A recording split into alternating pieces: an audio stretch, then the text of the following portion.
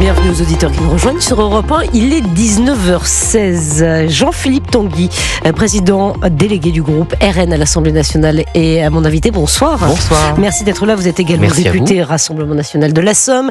Avant, évidemment, d'aborder ce gros dossier à propos de l'inéligibilité de Marine Le Pen. Marine Le Pen qui doit d'ailleurs s'exprimer à la télévision aux alentours de 20h. Je voudrais vous faire réagir à cette toute dernière information, puisqu'on apprend que Yaël Braun-Pivet, présidente de l'Assemblée nationale, va saisir le déontologue de l'Assemblée nationale pour aller voir ce qui se passe dans les comptes de monsieur le député LFI Andy Kerbrat, qui aurait, semble-t-il, utilisé son avance de frais de mandat, donc notre argent, l'argent du contribuable, pour aller s'acheter de la drogue. Il avait été arrêté, souvenez-vous, je le précise, il avait été arrêté pour avoir justement acheté de la drogue. Jean-Philippe Tanguy, qu'est-ce que ça vous inspire cette information ce soir ? Évidemment, le scandale, c'est-à-dire, moi j'ai pas tiré sur l'ambulance d'ailleurs, comme beaucoup de députés Rassemblement national, pour pas dire la totalité, parce que quand une personne est prise en flagrant délit, les faits sont suffisamment graves, il n'y avait pas besoin d'en rajouter. Mais là, on est vraiment dans une dérive totale et un détournement visiblement d'argent public massif, 25 000 euros d'AFM, vous vous rendez compte, c'est presque la moitié d'une année du montant total, puisqu'on a environ 5 000 euros par mois. Donc c'est presque la moitié d'une année qui aurait été détournée. Donc c'est considérable et on est vraiment dans une situation extrêmement grave. Donc j'espère que le déontologue pourra rendre son verdict assez tôt. Mais moi, je ne veux pas critiquer la présidente, mais je pense qu'on est au-delà de l'intervention du déontologue. Il y a un moment, le déontologue, je ne sais pas si c'est un fonctionnaire, mais en tout cas c'est un agent de l'Assemblée qui a des moyens, si vous voulez, assez limité quand même pour exercer son métier, qui fait surtout un travail de vérification a posteriori. Bon, je ne sais pas s'il est capable de le faire, mais il y a une autre déclaration qu'a fait M. Kerbrat qui m'a beaucoup choqué, c'est qu'il a dit dans le journal qui a fait cette enquête que s'il était dans cette situation, c'est parce qu'il était gay, je cite, et que donc comme beaucoup de gays de sa génération, il était passé d'une consommation ponctuelle à une consommation addictive. Mais je ne vois pas le rapport. Mais moi non plus, et c'est très grave, parce que si quelqu'un d'autre avait dit cela de M. Kerbrat disant « Oui, c'est parce qu'il est gay qu'il a consommé de la drogue », évidemment, ça aurait fait scandale et ça aurait dû faire scandale. Et il n'a pas le droit de se prévaloir, et je dis ça moi, évidemment, en tant qu'homosexuel plus déclaré, j'en fais pas cas tous les jours, mais je le dis, moi je suis scandalisé. Il n'y a pas parce qu'on est homosexuel qu'on doit consommer de la drogue ou appartenir à une soi-disant communauté serait une explication de la consommation de la drogue. Moi, je n'ai jamais touché à cette saloperie, je ne le ferai jamais, je ne suis pas dans le jugement parce que il y a d'un côté la justice qui doit agir et d'un côté les médecins qui doivent soigner ces personnes quand elles le souhaitent évidemment. Mais entre le jugement et se prévaloir de sa sexualité pour excuser ses turpitudes, c'est extrêmement grave. Et surtout, quelle image ça donne des homosexuels? Qu'est-ce que ça donne aussi pour la jeunesse, pour des jeunes qui peut-être vont entendre ce monsieur et qui vont se dire, moi je me pose des questions, peut-être que je suis homosexuel ou autre, et comment dire, le destin d'un homosexuel serait lié à la drogue. Donc là vraiment, moi j'avais pas tiré sur l'ambulance, mais là ce qu'il a dit c'est extrêmement grave. Et il y a un moment ça suffit, voilà. Qu'il assume sa responsabilité, qu'il se fasse accompagner Est-ce qu'il doit démissionner, Jean-Philippe Tanguy? Est-ce qu'il doit démissionner? Mais moi, il devrait démissionner. Enfin, si vous voulez, moi j'aurais un ami qui se retrouve dans cette situation, je lui dirais, écoute, tu dois démissionner parce que là, t'es au-delà de ton mandat. Voilà. Bon, donc moi je ne comprends pas comment il ne peut pas démissionner. Voilà, ça c'est la vraie question que je me pose aujourd'hui, d'après ses déclarations aussi dans cette enquête, où il dit qu'il a fait n'importe quoi. Donc il y a un moment, on ne peut pas juste pleurnicher, il faut aussi assumer ses conséquences. Ce n'est pas un enfant, c'est pas une personne sous tutelle, c'est un citoyen français qui estimait qu'il était suffisamment, averti pour être député de la nation. Donc on peut pas demander à exercer les plus importantes et les plus honorables responsabilités de la République et ne jamais rien assumer. Donc moi j'ai rien à lui dire, mais si j'étais à sa place, même si c'est très théorique en l'occurrence, eh bien je comprends pas comment on ne peut pas démissionner. Et la gauche l'a défendu en disant oui, mais attention, notamment Sandrine Rousseau, il est sous emprise, il faut plutôt qu'il se fasse soigner. Vous pensez qu'on va encore assister à ce type de discours? Il va encore être couvert par son camp? Moi, pour le coup, j'avais aussi réagi à cette banalisation. Est-ce que si vous voulez excuser, ne pas tirer sur l'ambulance, ne pas être dans le jugement moral, ça n'a pas de sens. Souhaiter que Andy Kerbrat puisse être accompagné, puisse s'en sortir. Évidemment, moi je ne souhaite pas le malheur à cet homme. Mais entre ça et entrer dans un discours qui banalise en fait. Je crois que son dealer avait 14 ans quand même. Hein. Oui, non, mais ça c'est encore. Tanguy, hein. Non, mais effectivement, ça c'était aussi quelque chose de très très grave. Mais cette espèce de discours de banalisation de l'usage de la drogue qui serait une maladie, ça a été aussi comparé à un cancer. Non, mais je suis désolé. Quand on a un cancer, ça vous tombe dessus. Des milliers de familles, des centaines de milliers de familles chaque année sont touchées par cette injustice, par ce drame, par cette tragédie. Donc la consommation de drogue, il peut y avoir une fois plus des explications, des circonstances, mais c'est toujours quand même à un moment un choix. C'est un choix. Ce n'est pas une maladie qui vous tombe dessus. Il peut y avoir une dépendance qui nécessite un accompagnement médical, mais c'est à un moment, c'est un choix. Et cette société, en particulier cette gauche quand même, qui déresponsabilise en permanence tout le monde, qui fait croire qu'on peut avoir des explications, des excuses à tout, que rien n'est jamais grave, que consommer de la drogue, avoir un dealer, rencontrer un gamin dans le métro à qui on achète de la drogue, ce serait comparable à une maladie qui vous touche en tant qu'innocent. Moi, ça me choque énormément.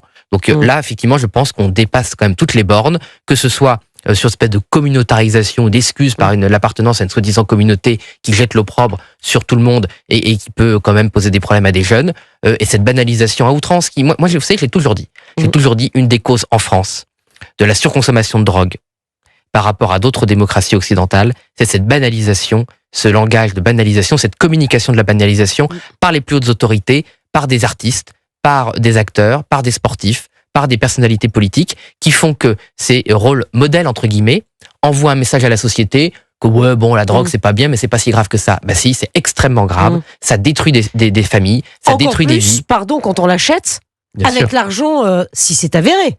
Il y a une là, enquête. c'est le pompon. Il y a une enquête. Oui. Non, mais si on l'achète quand même avec les deniers des Français à qui on demande de se serrer la ceinture, pardonnez-moi Jean-Philippe Tanguy, on va avoir un budget 2025 qui va être terrible. Hein, franchement, voilà, tout le monde va y passer.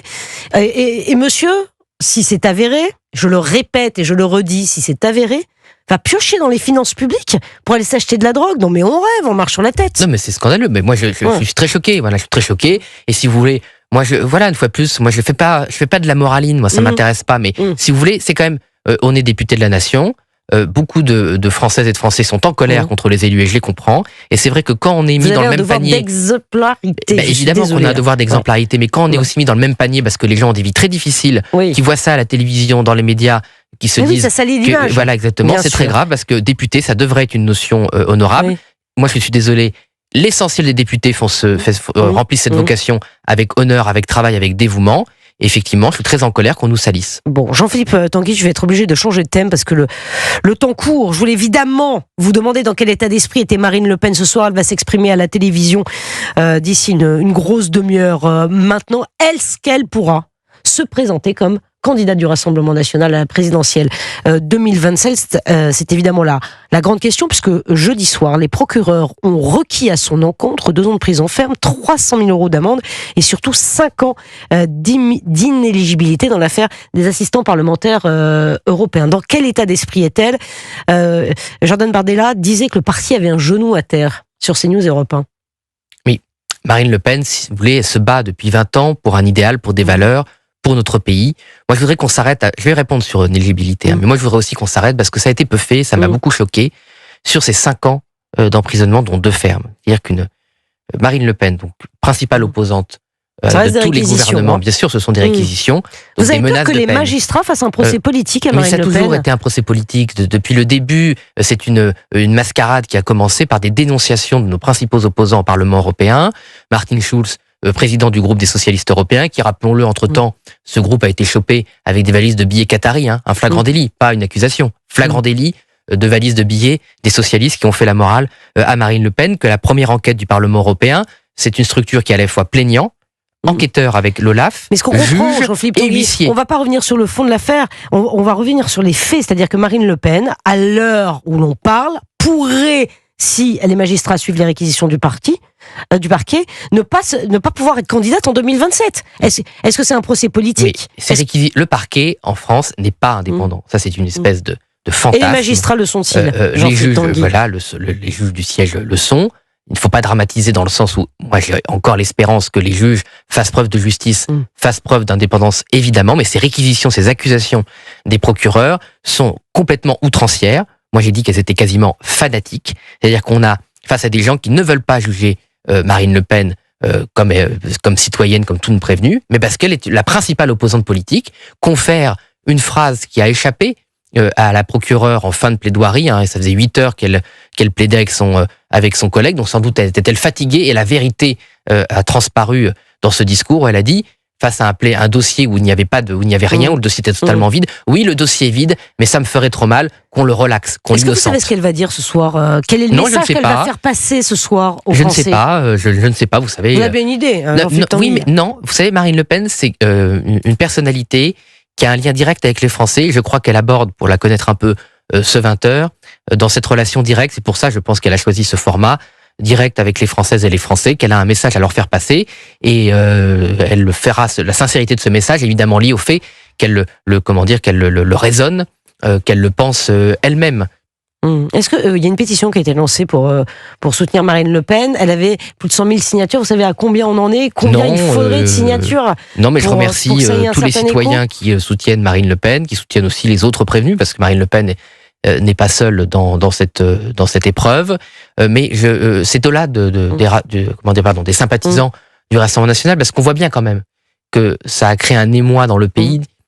Quand on voit le silence de la gauche, le soutien d'un certain nombre d'ennemis politiques, même pas d'adversaires, d'ennemis politiques de Marine Le Pen, comme Jean-Luc Mélenchon ou Gérald Darmanin, on voit bien que la gauche elle-même n'a pas cherché à faire de la surenchère. Ça a vraiment créé un émoi parce que tout le monde s'est dit qu'on était au-delà de réquisitions rationnelles. On est dans l'irrationalité totale. Et moi, je crois que cette outrance cherche à cacher un dossier totalement vide, en fait. Ouais, Jean-Philippe Tanguy, Jordan Bardella pourrait prendre sa place si jamais les magistrats appliquent l'inéligibilité. Mais permettez-moi de pas me mettre dans cette circonstance, c'est pas pour faire de la langue de bois. Vous voulez pas me répondre? Non, mais je vais vous dire pourquoi. Non, mais j'ai une vraie raison que j'assume. C'est qu'il y a un autre but dans ces réquisitions outrancières, c'est en fait de fragiliser Marine Le Pen dans l'opinion. Moi, je vois bien sur le terrain, je suis député de la Somme, il y a beaucoup de Françaises et de Français, vous avez raison de le dire. Non, mais même qui pensent que c'est une condamnation.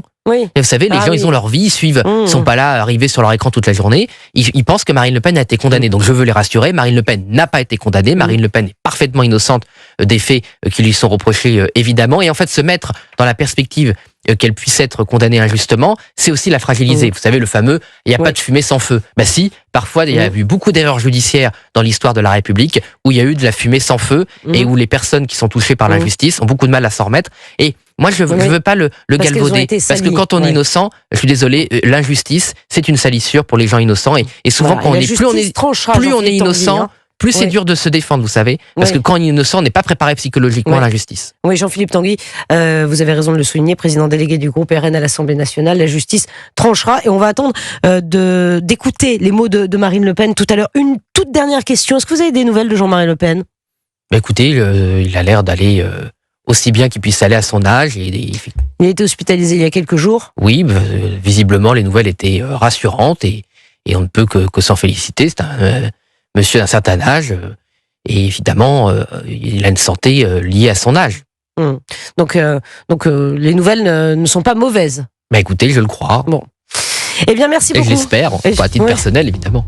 Merci beaucoup, Jean-Philippe Tanguy, d'être venu sur le plateau d'Europe 1 ce soir, Europe 1 Soir Week-end.